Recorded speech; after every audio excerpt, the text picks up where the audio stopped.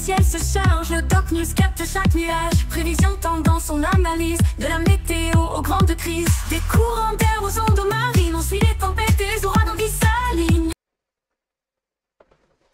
Salut à toutes et à toutes, c'est le Doc News pour de la news. On est parti pour de la news météo. Pour ceux qui ne le sauraient pas, on part direction les USA. Comme vous voyez sur le titre en bas qui défile, nous allons à Tampa, air toxique. Et oui, 5000 personnes sont touchées actuellement par de l'air toxique. Et oui, je vais vous laisser l'animation de Windy Map défiler pour vous montrer. Je vais en même temps vous trouver un article dessus qui parle de ça. Et oui, j'ai trouvé un article dessus qui parle de Tampa.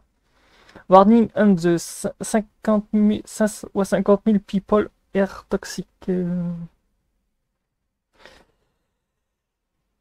Warning 50 people in major state are white state under Tuesday rains dead.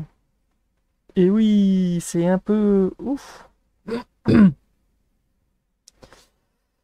Traduction en français, en fait, il y a une grosse pollution à partir de aujourd'hui. Un avertissement pour 50 000 personnes dans un état majeur sont invitées à rester à l'intérieur mardi sous peine de mort. Ah ouais, d'accord. Ah ouais, quand même. L'air de Floride devient toxique. Plus de 50 000 personnes sont invitées à rester à l'intérieur alors que les niveaux de pollution dangereuse montent en flèche. Les prévisions suggère que la qualité de l'air de Tampa devrait plonger dans la zone orange ou un niveau où les directives fédérales suggèrent que les groupes sensibles comme les personnes âgées devraient prendre des précautions. Des avertissements pourraient provoquer de la toux, des problèmes respiratoires et aggraver les problèmes cardiaques ou pulmonaires chroniques chez les groupes sensibles, les personnes âgées étant à risque car leur corps est moins capable de compenser les risques environnementaux. En revanche, pour les adultes en bonne santé sont moins susceptibles d'être affectés par le changement de la qualité de l'air. Plus de 43 000 personnes vivant à Tampa, dont 50 000 personnes âgées de 65 ans et plus dans un groupe qui, selon les autorités, est les plus exposés au risque de mauvaise qualité de l'air. Ce qui rend les choses encore plus dangereuses, c'est que ce changement ne sera pas visible pour les résidents dans smog. Une fumée de feu de forêt remplit l'air pour avertir une pollution accrue. Il s'agit plutôt d'une soupe chimique d'azote et de pollution de particules fines qui s'infiltrent dans les poumons, affaiblit le système immunitaire et aggrave les maladies chroniques.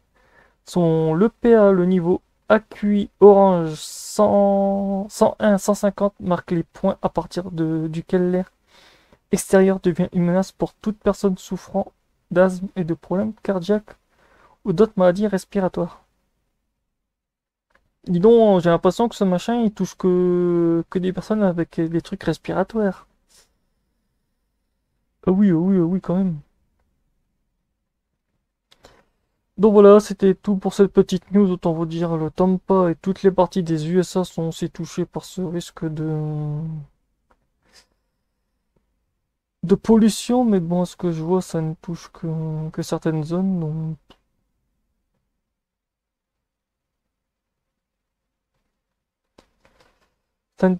Ça touche que certaines zones, donc au moment, voilà quoi.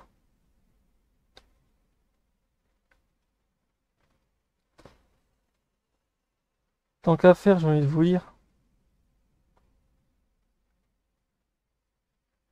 Parce que oui, les pics de pollution sont très très rouges. De toute façon, comme on voit sur l'animation, c'est raide de chez raide. C'est bien rouge. Donc voilà, c'était tout pour cette petite news sur les risques de pollution toxique qui vont se prolonger pendant encore plus toute la semaine. Donc on vous dire, voilà, le risque de Tampa n'est pas à exclure, le risque de air toxique. Donc voilà, le confinement est demandé. Et bon, voilà. On se retrouve pour de prochaines news. Portez-vous bien tous et courage à nos amis américains touchés par des pollutions aux particules fines. On se retrouve pour de prochaines news. Portez-vous bien. Tchuss.